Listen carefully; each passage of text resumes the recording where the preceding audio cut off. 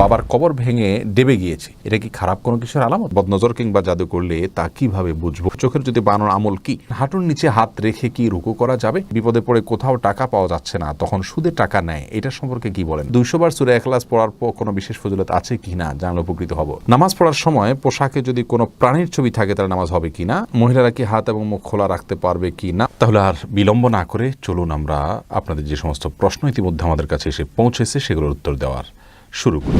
আব্দুল্লাহ আল মামুন রাজু জানতে চেয়েছেন, চোখের জ্যোতি বানানোর আমল কি? চোখের জ্যোতি বানানোর জন্য কোরআন হাদিস থেকে বিশেষ কোনো আমল বলা হয়নি, তবে রুকিয়া হিসাবে ফাকাশাফনা আনকা গিতা আকা ফাবাসারুকাল ইয়াউমা হাদিদ, সূরা হাদিদের আয়াতটির অংশ, এটা পড়ে চোখে ফু দেওয়ার কথা অনেক ওলামা ইকরাম বলে থাকেন। এটা শুধু ঝাড়ফুঁকের জন্য কোরআন হাদিসে বর্ণিত থাকা কোনো জরুরি নয়, কোরআনের আয়াতকে শেফা হিসাবে গ্রহণ করা যেতে পারে, সেই হিসাবে এটা কেউ করতে পারেন, তবে এটা হাদিস থেকে শেখানো কোনো আমল নয়, সেটি আমাদের মাথায় রাখতে হবে। বানিউল আলম আপনি জানতে চেয়েছেন, হাঁটুর নিচে হাত রেখে কি রুকু করা যাবে?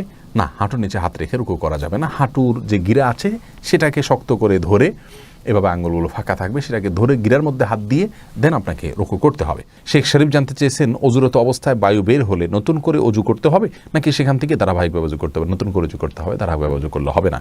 মাঝখানে যদি অজু হাত ধুয়েছেন, মুখ ধুয়েছেন, তারপর বায়ু বের হলে তাহলে শুরু থেকে অজু করতে হবে আপনাকে।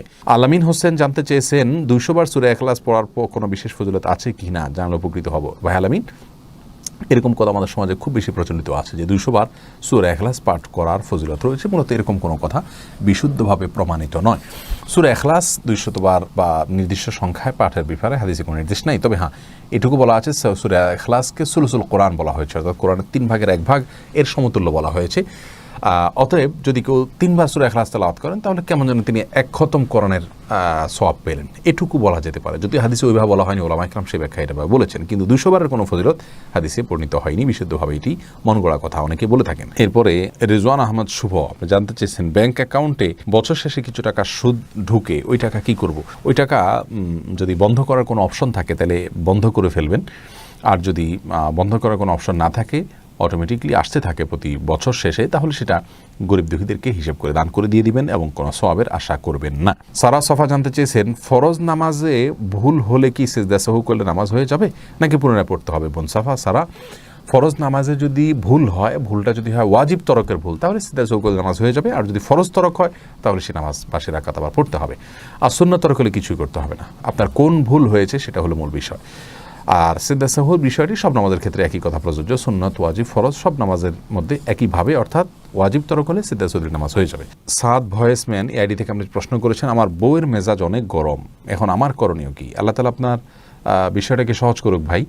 তার স্ত্রীর যদি মেজাজ গরম হয়, তিনি যদি নিজে বুঝতে পারেন যে হ্যাঁ তিনি মাঝে মধ্যে হট মেজাজি হয়ে পড়েন, তাহলে সেক্ষেত্রে তাকে আপনি পরামর্শ দিতে পারেন আউযু বিল্লাহি মিনাশ শাইতানির রাজিম বেশি বেশি করে পাঠ করা, বিসমিল্লাহির রহমানির রহিম মাঝে মধ্যে পাঠ করে, এগুলো পাঠ করলে আল্লাহ রাব্বুল আলামিন বদমেজাজ মানুষের কমিয়ে দেয়। বিশেষ করে তার যখন বদমেজাজ হবে, আপনি তাকে শুনিয়ে দূর থেকে এটা পড়তে পারেন, যদি পড়েন ইনশাআল্লাহ দেখবেন তার বদমেজাজ কমে গেছে। এবং রাসূল করিম সাল্লাল্লাহু আলাইহি ওয়াসাল্লামের জীবনে এরকম ঘটনা ঘটেছে যে এক ব্যক্তি রাগান্বিত হয়েছেন, তিনি দূর থেকে বলেছেন আমি জানি একটি কালিমা যেটা পড়লে তার রাগ কমে যাবে, এবং তাকে শুনিয়ে সেটা তিনি পড়লেন, তারপর লোকটি সেটা অনুসরণ করলেন। তাকে ডাইরেক্ট পড়তে বললে ওই সময়টা তিনি হয়তো রাগান্বিত হয়ে যাবেন, তাকে পড়তে নির্দেশ না করে আপনি তাকে শুনিয়ে হালকা করে বললেন অথবা তাকে স্মরণ করার উদ্দেশ্যে বললেন, এর মাধ্যমে তার রাগ কমতে পারে ইনশাআল্লাহ বিইذনিল্লাহ। তানভীর আহমেদ জানতে চেয়েছেন, আমাদের একটা দোকান আছে, মাঝে মাঝেই অনেকে অনেক কিছু ভুলে ফেলে যায়, এখন আমরা কি করতে পারি? যথাসম্ভব সেটা রেখে দিবেন, মালিক তালাশ করে দেওয়ার চেষ্টা করবেন, তাকে পাওয়ার কোনো সম্ভাবনা না থাকলে সেক্ষেত্রে সেটি কোনো গরিব দুঃখীকে দান করে দিবেন তার পক্ষ থেকে। এরপরে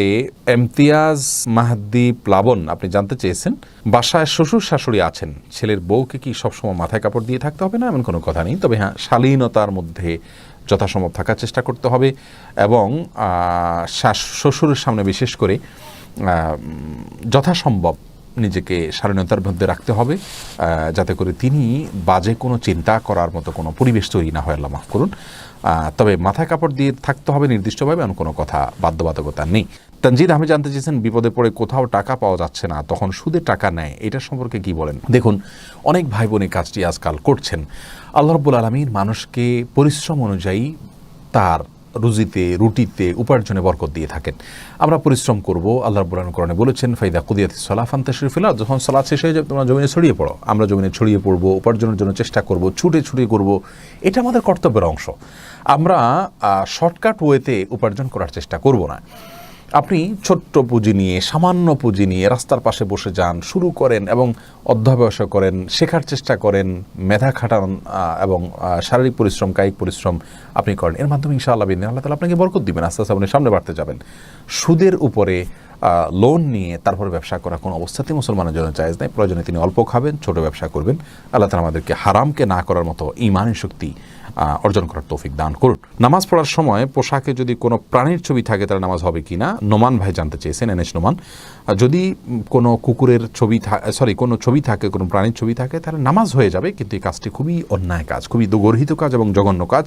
কারণ হলো সালাত পড়বেন আল্লাহর রহমত আসার জন্য, আর কোনো প্রাণীর ছবি থাকলে সেখানে আল্লাহর রহমত আসে না। তাইলে আপনার এই সালাতটাতে কীভাবে আপনি আল্লাহর অনুগ্রহ লাভ করবেন? এই জন্য কোনো প্রাণীর ছবি আসে এরকম জামা কাপড়ে সালাত আদায় করা উচিত নয়। কিন্তু যদি বিকল্প কিছু না থাকে, ওই জামাকে উল্টিয়ে পারলে পড়বে, আর সেটাও যদি কোনোভাবে করা না যায়, দোনো পাশে যদি ছবি থাকে, তাহলে সেক্ষেত্রে সালাত ত্যাগ করবে না, ওই অবস্থায় পড়ে নেবে। এরপরে মহিলারা কি হাত এবং মুখ খোলা রাখতে পারবে কি না, মাহমুদুল হাসান জানতে চেয়েছেন। না, হাত মুখ এগুলো ঢাকবেন যদি ঢাকা যায়, আর যদি ঢাকা না যায় তাহলে সেক্ষেত্রে আল্লাহ রাব্বুল আলামিন বলেছে ইল্লা মা যাহারা মিনহা, যেগুলো এমনি প্রকাশিত থাকে। অনেক উলামা ইকরাম বলেছেন তার মধ্যে হাতের কবজি, পায়ের পাতা, এগুলো প্রকাশিত থাকে, যার কারণে এগুলো না ঢাকলেও চলবে। ফিতনার এই যুগে মানুষ মেয়েদের কাপড় চোপড় এবং তাদের শরীরের যে কোনো অংশ দেখেই বাজে চিন্তা করে, যার কারণে একজন আত্মসম্মানবোধী মায়ের জন্য সেগুলোকে ঢেকে ফেলাটাই হলো উচিত এবং উত্তম। শফিকুল ইসলাম জানতে চেয়েছেন, কোনো মহিলা যদি নামাজরত অবস্থায় থাকে আর ঘরের বাহিরে থেকে কেউ অতিরিক্ত ডাকাডাকি করে, তাহলে কি করা উচিত?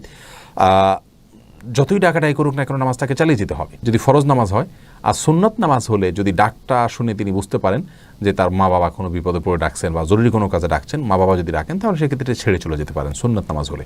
ফরজ নামাজ হলে কারোর ডাকে, সাধারণ ডাকে যাবেন, নামাজ শেষ করে যাবেন। প্রয়োজন নামাজটাকে একটু তাড়াতাড়ি শেষ করতে পারেন যদি মনে হয় ডাকটা খুব বেশি প্রয়োজনীয় কোনো ডাক। আর যদি কোনো ব্যক্তির মৃত্যুর মুখে পতিত হয়েছেন, এরকম কিছু আঁচ করতে পারেন তিনি, তাহলে সেক্ষেত্রে ফরজ হলেও নামাজ ছেড়ে দিয়ে তার জীবনকে রক্ষা করার জন্য তিনি অগ্রসর হয়ে যাবেন, এটা তার কর্তব্যের অংশ। মোহাম্মদ তাকিব জানতে চেয়েছেন, বদনজর কিংবা জাদু করলে তা কিভাবে বুঝবো? এটা একটু জটিল আসলে। বেশিরভাগ ক্ষেত্রে আপনার রকিয়া যারা করেন তারা এরকম রোগীকে কিছু তিলাওয়াত শুরু করলে তাদের মধ্যে অস্থিরতা শুরু হয়, বিশেষ কিছু আলামত তারা দেখতে পান, তার মাধ্যমে বোঝা যায়। এছাড়া অনেকগুলো পদ্ধতি আছে বোঝার জন্য, যেগুলো আসলে সঠিক নয়। সেগুলোতে কুফরি কালামের আশ্রয় নেওয়া হয়, জিনদের আশ্রয় নেওয়া হয়, অনেকভাবে করা হয়, যেগুলো সঠিক নয়। রাখি একটা জানতে চেয়েছেন, আমার বাবার কবর ভেঙে ডেবে গিয়েছে, এটা কি খারাপ কোনো কিছুর আলামত? না, খারাপ কোনো কিছুর আলামত নয়। এটা মাটির কোনো সমস্যার কারণে হতে পারে। কোরআন হাদিস থেকে এটাকে খারাপ কোনো আলামত বলে বলা হয়েছে বলে আমাদের জানা নেই।